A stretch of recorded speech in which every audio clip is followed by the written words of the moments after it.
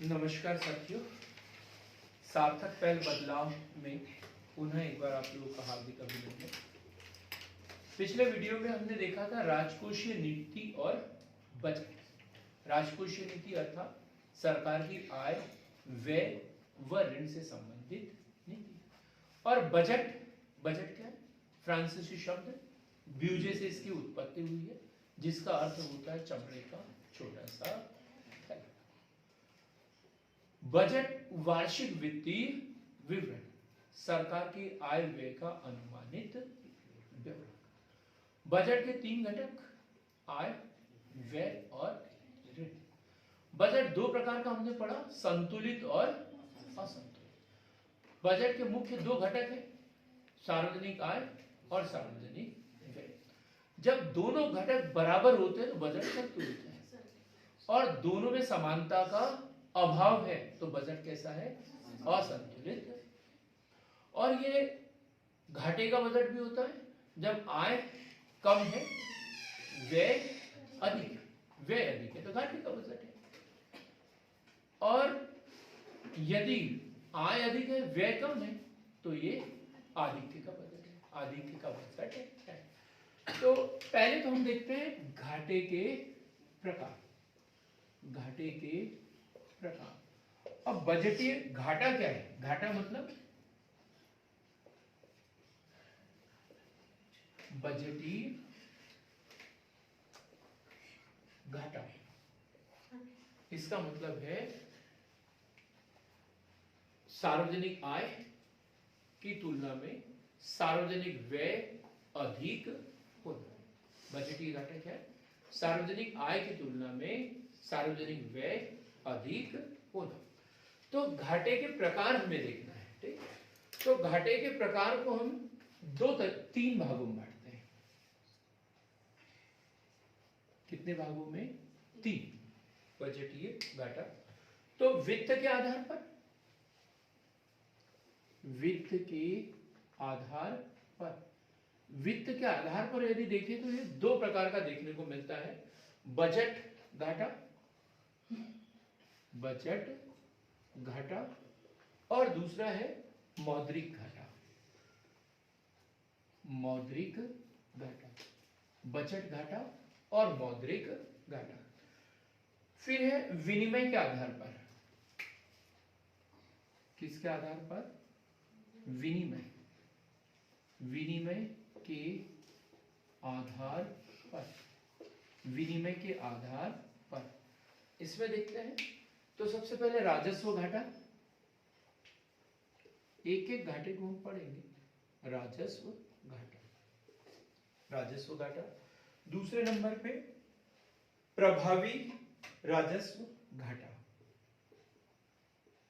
प्रभावी राजस्व घाटा, प्रभावी राजस्व घाटा। फिर राजकोषीय घाटा, राजकोषीय घाटा।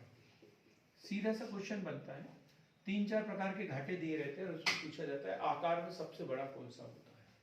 कौन सा होता है? राजकोषीय घाटा। एक देश के लिए सबसे महत्वपूर्ण और आकार में सबसे बड़ा जो घाटा होता है वो होता है राजकोषीय घाटा, सबसे महत्वपूर्ण। एक है प्राथमिक घाटा, प्राथमिक घाटा, प्राथमिक घाटा, ठीक। तो पहला वित्त के आधार पर बजटीय घाटा और मौद्रिक घाटा। बजटीय घाटा मतलब जो बजट में दर्शाया गया है। मौद्रिक घाटा मतलब जो मुद्रा के रूप में, करंट, ठीक। और राजस्व मतलब सरकार की आय और व्यय के बीच में जो अंतर है। प्रभावी राजस्व घाटा जो इसी वर्ष के लिए लागू हो रहा है, पिछले वर्ष के वित्तीय विवरण क्या कर दिए, उससे अलग कर दिए। राजकोषीय घाटा मतलब सरकार की कुल देनदारियों में कितनी वृद्धि हुई। राजकोषीय घाटा, सरकार की देनदारियों में कुल कितनी वृद्धि हुई है। अब प्राथमिक घाटा मतलब नई मुद्रा का निर्गमन करके यदि घाटे को कम किया है तो वो क्या कहलाएगा? प्राथमिक घाटा। हम एक एक को डिटेल में पढ़ेंगे अभी, बस शॉर्ट में हमने समझाने की कोशिश की। अब हम देखेंगे अन्य, यदि प्रकार देखें हम इसके अन्य, तो दो प्रकार है इसमें और भी देखने को मिलते हैं। वो है क्रियात्मक घाटा और मौद्रीकृत घाटा। क्रियात्मक घाटा और मौद्रीकृत घाटा, मौद्रीकृत घाटा।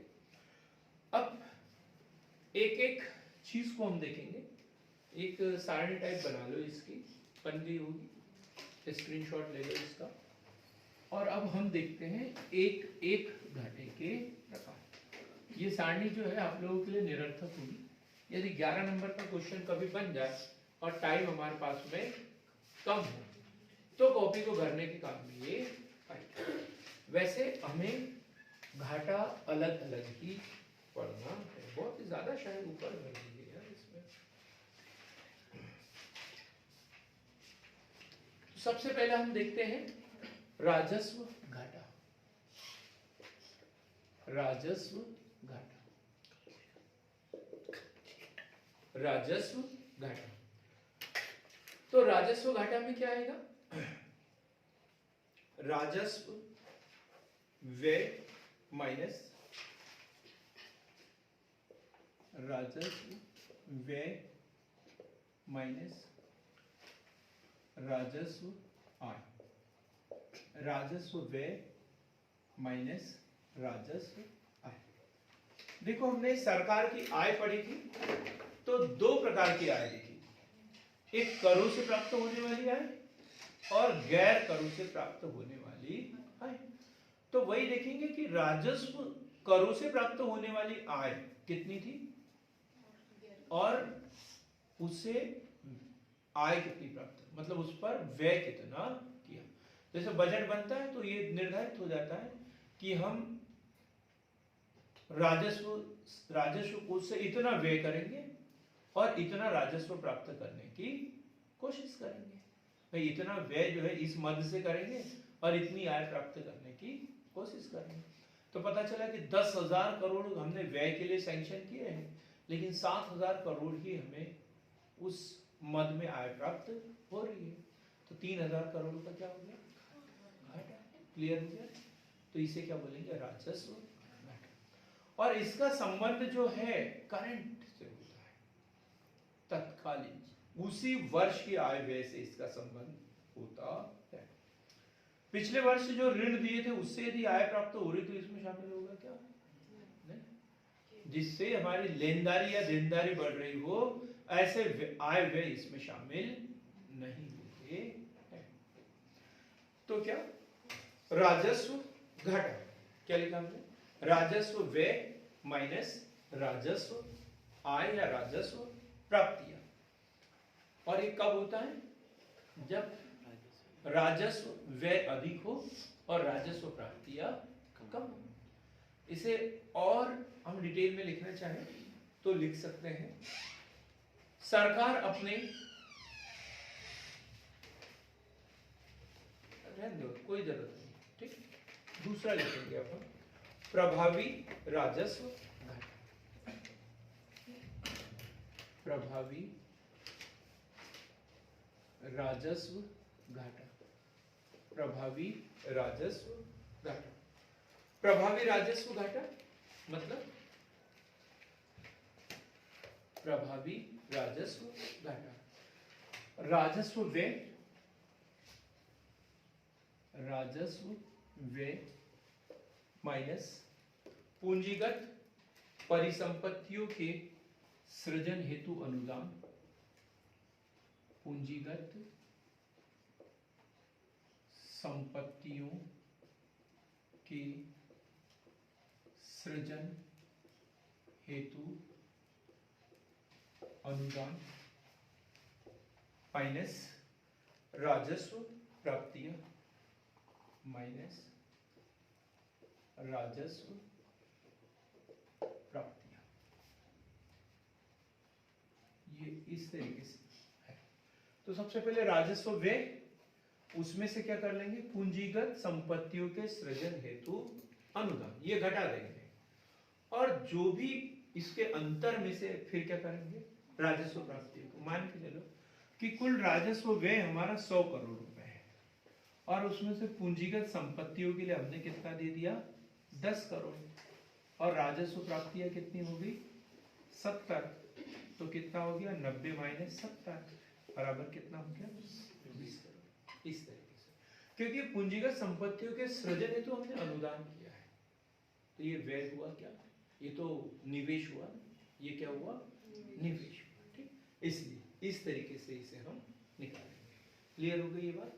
तो इसमें तो टोटल है, लेकिन प्रभावी राजस्व घाटा मतलब ये, इसको हमें अलग करना पड़ेगा, जो अनुदान दिया है उसे अलग करना पड़ेगा।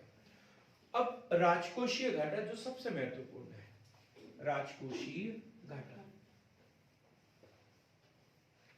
राजकोषीय घाटा, राजकोषीय घाटा, फिस्कल डेफिसिट, फिस्कल डेफिसिट, राजकोषीय घाटा क्या होता है ये?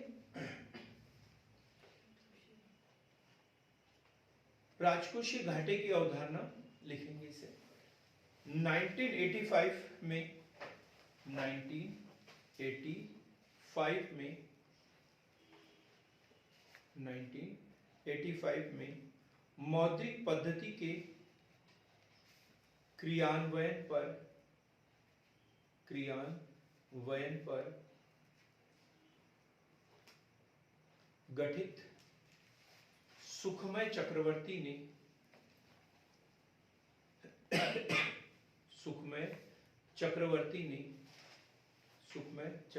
ने प्रस्तुत किया था, लिखेंगे इसे, यदि कुल सार्वजनिक व्यय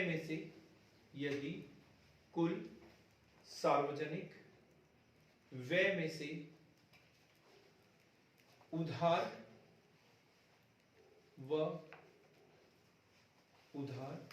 व अन्य दायित्वों को छोड़कर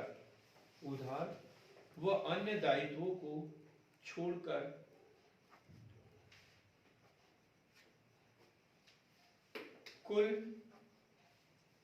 सार्वजनिक व्यय को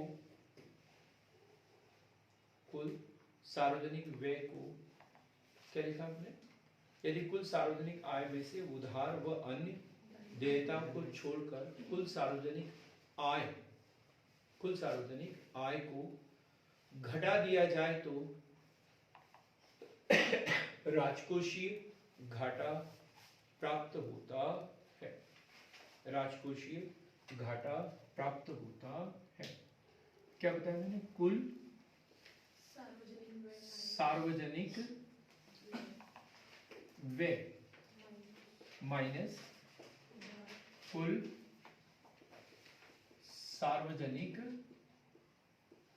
आय, ब्रैकेट में क्या, उधार व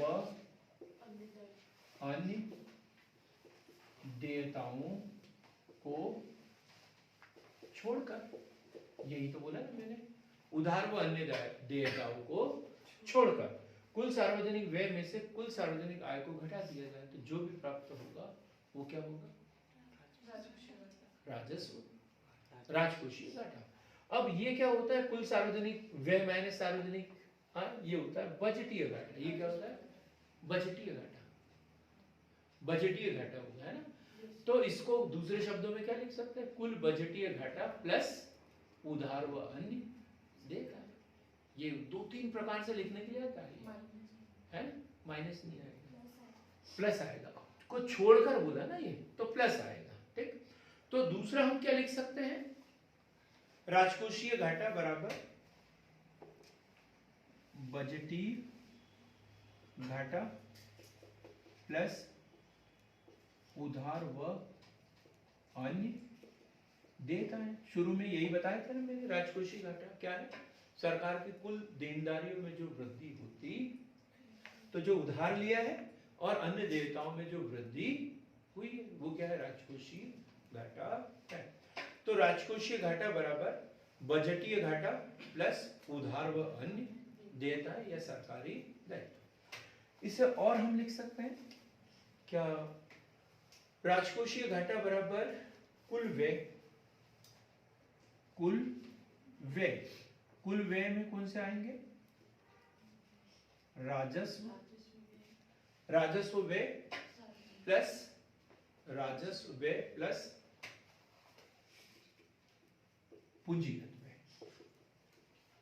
पूंजीगत व्यय, दोनों में थोड़ा सा अंतर है। राजस्व व्यय क्या होना है? जिस ऐसे लेन देन जिसका संबंध उसी वर्ष की आय व्यय से हो, और पूंजीगत व्यय मतलब अभी व्यय करेंगे 10 साल बाद आय प्राप्त होगी, वो पूंजीगत। लंबे समय अवधि के लिए जो खर्च किया जाता है वो क्या कहलाता है? पूंजीगत। और उसी वर्ष का है तो क्या? राजस्व। ठीक, तो राजस्व व्यय प्लस पूंजीगत व्यय माइनस क्या हो जाएगा? राजस्व प्राप्तियां प्लस पूंजीगत प्राप्तियां, माइनस राजस्व प्राप्तियां प्लस पूंजीगत प्राप्तियां। राजस्व प्राप्तियां प्लस पूंजीगत प्राप्तियां। इधर क्या लिखेंगे आखिरी में? उधार व अन्य देयताओं को छोड़कर, वो हमेशा इसमें प्लस होगा। ठीक, उधार व अन्य देयताओं को छोड़कर। तो अलग अलग तरीके से हम इसे परिभाषित कर सकते हैं, किसी भी तरीके से अपनाएं, लेकिन आंसर हमेशा एक ही आएगा। अब यहाँ हमने अलग अलग लिखा था, यहाँ कुल लिख दिया, कुल सार्वजनिक व्यय है। ये अलग अलग लिखा था, यहाँ कुल सार्वजनिक व्यय लिख दिया। तो इस तरीके से इसे दर्शाया गया है। अब हम लिखेंगे प्राथमिक घाटा। प्राथमिक घाटा, प्राइमरी डेफिसिट। तो ये बड़ा सरल है। राजकोषीय घाटा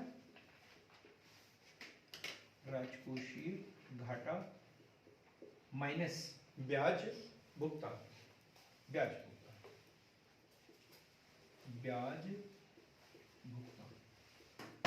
बड़ा सरल है। प्राथमिक घाटा, राजकोषीय घाटा माइनस ब्याज भुगतान।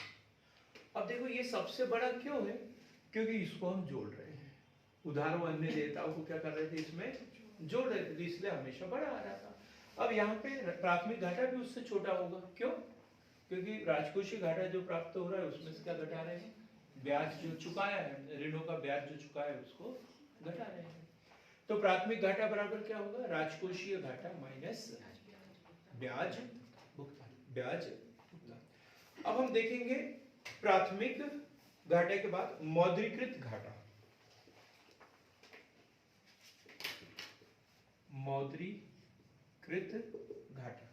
मौद्रीकृत घाटा क्या है? मौद्रीकृत घाटा, सरकार राजकोषीय घाटे को पूरा करने के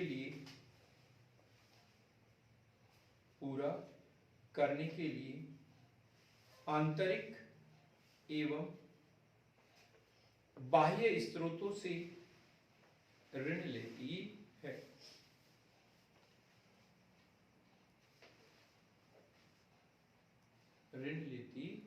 अर्थात राजकोषीय घाटे का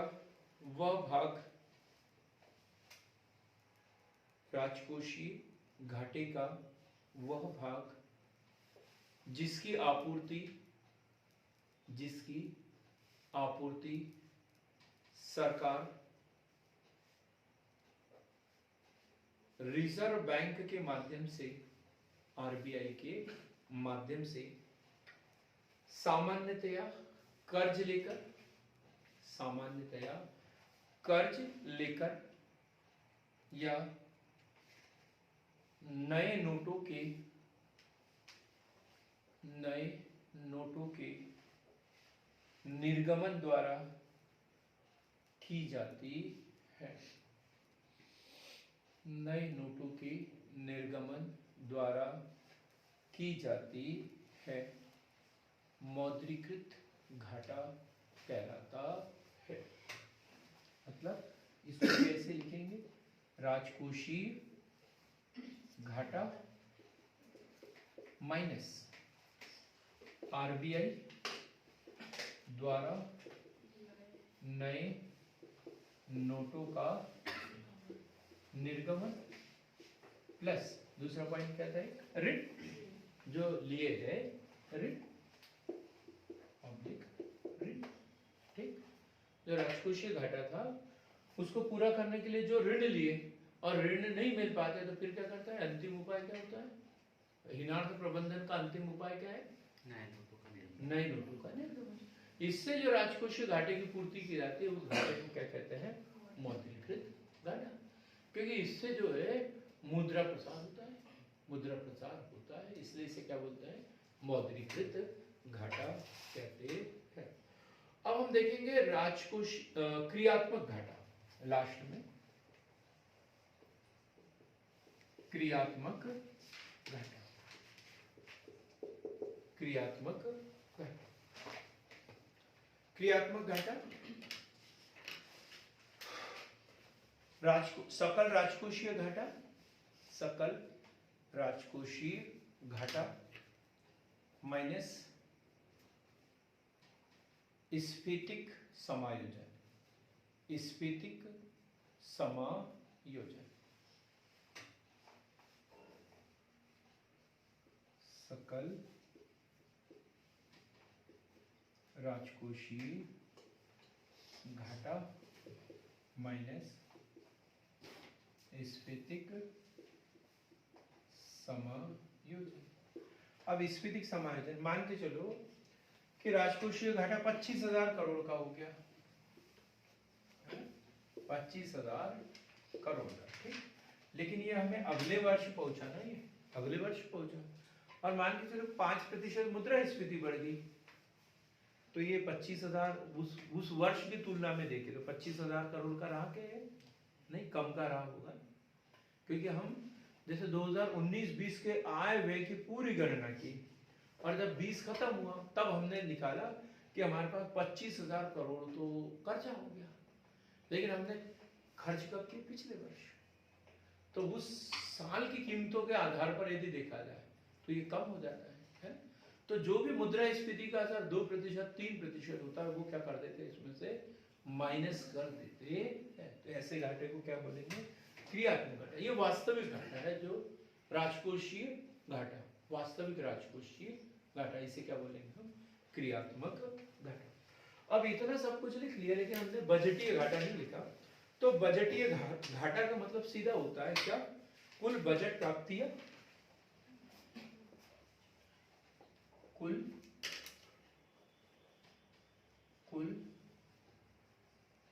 बजटीय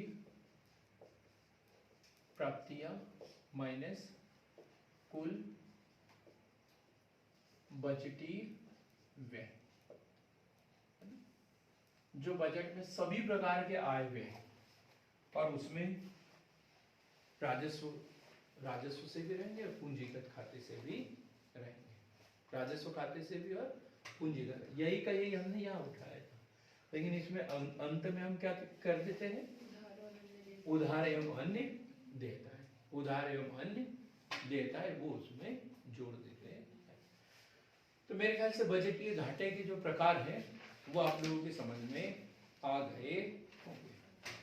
अब हम देखते हैं राजकोषीय घाटे के प्रभाव क्या होगा, महत्वपूर्ण क्वेश्चन। राजकोषीय घाटे के प्रभाव क्या हो सकते हैं, प्रभाव इसके, महंगाई बढ़ेगी, ऋणों में वृद्धि होगी, है ना, नई मुद्रा का निर्गमन ज्यादा करना पड़ेगा, ठीक। अब देखेंगे हम क्या क्या होते हैं।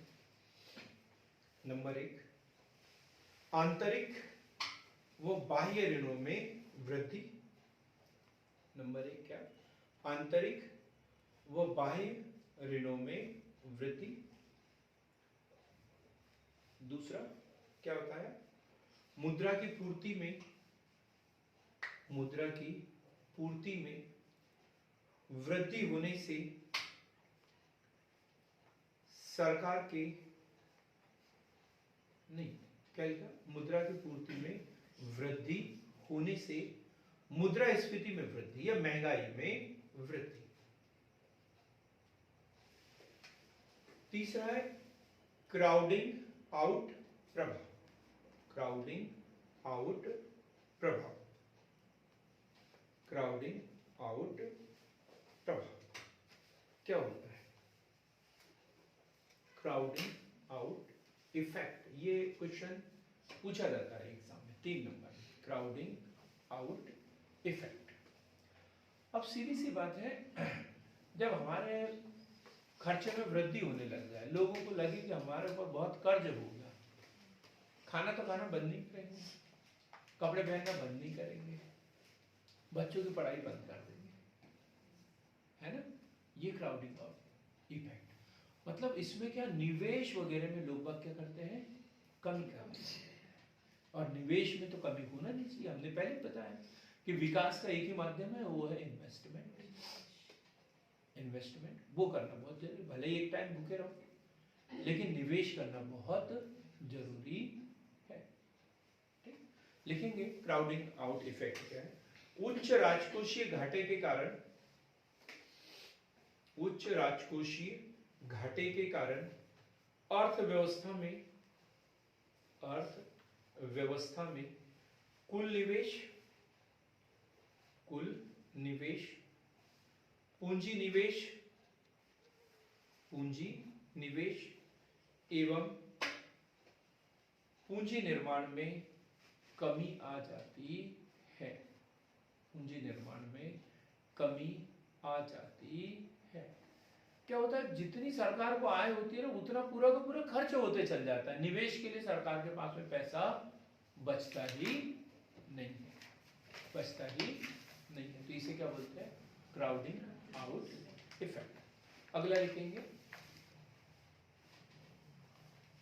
उच्च राजकोषीय घाटे के कारण, उच्च राजकोषीय घाटे के कारण सकल घरेलू उत्पाद की वृद्धि दर में, सकल घरेलू उत्पाद की वृद्धि दर में कमी हो जाती है, कमी हो जाती है। अगला लिखेंगे,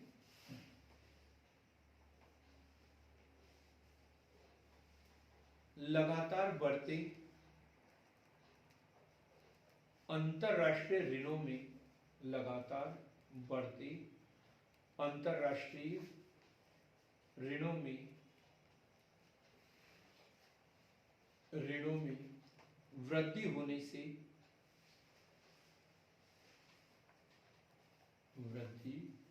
से विश्वसनीयता के स्तर में कमी हो जाती है, कमी हो जाती है। अर्थात क्रेडिट रेटिंग जो होती है वो उस देश की कम हो जाती है।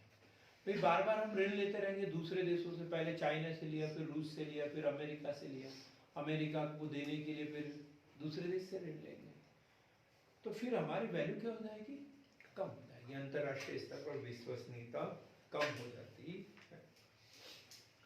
डेब्ट ट्रैप में फंस जाना, डेब्ट ट्रैप में फंस जाना, लास्ट पॉइंट लिखेंगे, ऋण जाल में देश का फंस जाना। क्या है कि बार बार ऋण लेते हैं तो ब्याज इतने बढ़ जाते हैं कि उस ब्याज को चुकाने के लिए दूसरे देश से ऋण लेना पड़ता है, तो इसे क्या बोलते हैं, डेब्ट ट्रैप। अब सीधा सा प्रश्न है, एक सरल सा प्रश्न है, क्या राजकोषीय घाटा हमेशा खतरनाक होता है? राजकोषीय घाटा क्या हमेशा खतरनाक होता है? क्या राजकोषीय घाटा बढ़ना हमेशा ही बुरा होता है? कि कोई परिस्थिति है ऐसी जब राजकोषीय घाटा जानबूझकर ज्यादा कर देना चाहिए? एक स्थिति है, चुनाव के लिए क्यों, ये तो गैर उत्पादक व्यय है। चुनाव अच्छा प्रश्न किया आपने, चुनाव गैर उत्पादक व्यय, इससे किसी को कोई आय प्राप्त नहीं होती और सबसे बड़ी मद है खर्च की। मंदी की स्थिति, वस्तुओं को नष्ट कर देना, जला देना, मंदी की स्थिति से निपटने के लिए राजकोषीय घाटा बहुत जरूरी हो जाता है। तो 2-3 परिस्थितियां लिखेंगे जब राजकोषीय घाटा हमें बढ़ाना चाहिए। तो नंबर 1,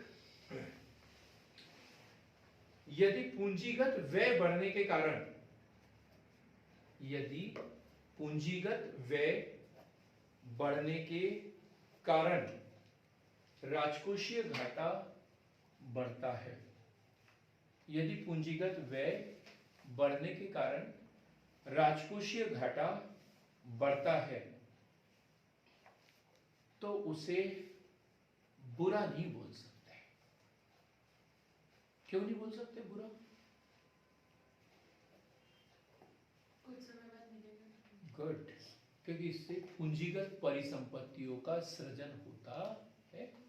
इससे पूंजीगत संपत्तियों का, पूंजीगत परिसंपत्तियों का सृजन होता है। अब जैसे हमने कोई कारखाना खोला है, ठीक है, और इसके लिए हमने अमेरिका से ऋण ले लिया, ये पूंजीगत ऋण हुआ कारखाना खोलने के लिए। तो अब मालूम है ना, अभी तो हमने ऋण ले लिया, ब्याज दे रहे हैं, लेकिन अब धीरे धीरे क्या होगा, उससे आय प्राप्त होने लग जाएगी। तो ऐसे ऋण को हम, ऐसा यदि घाटा हो रहा है तो उसे घाटा बोलेंगे क्या, हानिकारक बोलेंगे उसे? बिल्कुल भी नहीं। दूसरा, योजनागत व्यय में, योजनागत व्यय में वृद्धि के कारण, योजनागत व्यय में वृद्धि के कारण राजकोषीय घाटा बढ़ता है, तो उसे बुरा नहीं माना जाता, उसे बुरा नहीं माना जाता, क्योंकि ये सरकार का विवेकपूर्ण व्यय है। विवेकपूर्ण, सोच समझ कर खर्च किया है सरकार ने, यहाँ पे है प्लानिंग के तहत, तो इसे गलत बोलेंगे क्या? बिल्कुल भी नहीं। लास्ट पॉइंट लिखेंगे, यदि मंदी की चपेट में है, यदि अर्थव्यवस्था मंदी की चपेट में है, यदि अर्थव्यवस्था मंदी की चपेट में है और उसे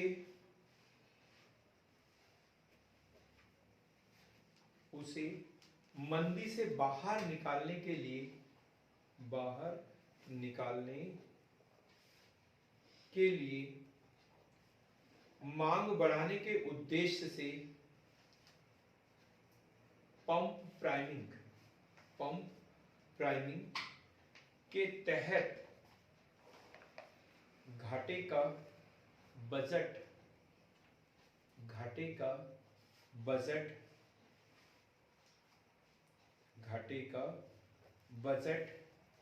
बनाया जाता है, तो उसे बुरा नहीं माना जाता। पंप प्राइमिंग, जानबूझकर मांग बढ़ाने के लिए लोगों को ऋण देना, लोगों को पैसा देना, ताकि वो अधिक से अधिक पैसा खर्च कर सके। विदेशों से उधार लेना और देश के लोगों को बांट देना कि तुम वस्तुएं खरीदो। इसे क्या बोलते हैं? Keynesian pump priming. ठीक, तो ऐसे इसके कारण मंदी से निपटने के लिए यदि हम खर्च कर रहे हैं, तो उस ऐसे राजकोषीय घाटे को भी हम बुरा नहीं कह सकते। लास्ट एक और थोड़ा सा लिखिए, कल्याणकारी योजनाओं पर किया गया, कल्याणकारी योजनाओं पर किया गया व्यय। एक बार ये हाँ, बता रहा हूं, पहले इसको लिखिए, कल्याणकारी योजनाओं पर किया गया व्यय, कल्याणकारी योजनाओं पर किया गया व्यय। अब पंप प्राइमिंग बोला आपने, है पंप प्राइमिंग है। देखो, अर्थव्यवस्था मंदी की स्थिति में, मंदी की स्थिति में है। बड़ा क्वेश्चन है, हमने छोटे से भी निपटा दिया था, लेकिन मुझे पता चल गया है कि हमारे यहाँ कुछ अच्छे समझदार बच्चे भी हैं जो इतने जल्दी छोड़ेंगे नहीं। क्या है, हम बात करते हैं अर्थव्यवस्था की, द्वितीय विश्व युद्ध के पहले तक, 1930 की महान मंदी तक।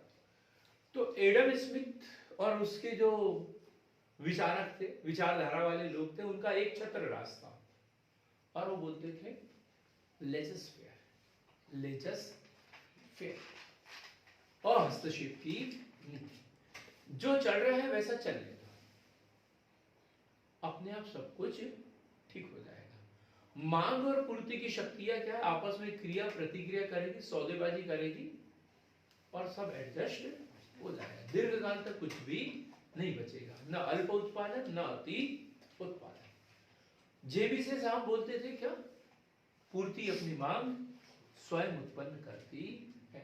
जे बी से क्या बोलते हैं, पूर्ति अपनी मांग स्वयं उत्पन्न करती है। क्या है ये, से का बाजार, से का बाजार नहीं, ये हाथ यहां से निकलने वाला होना था, पट से फेंकने के काम में आप जोड़ के रखा है उसको। से का बाजार नियम, जे भी से का बाजार नियम कि पूर्ति अपनी मांग स्वयं उत्पन्न करती है।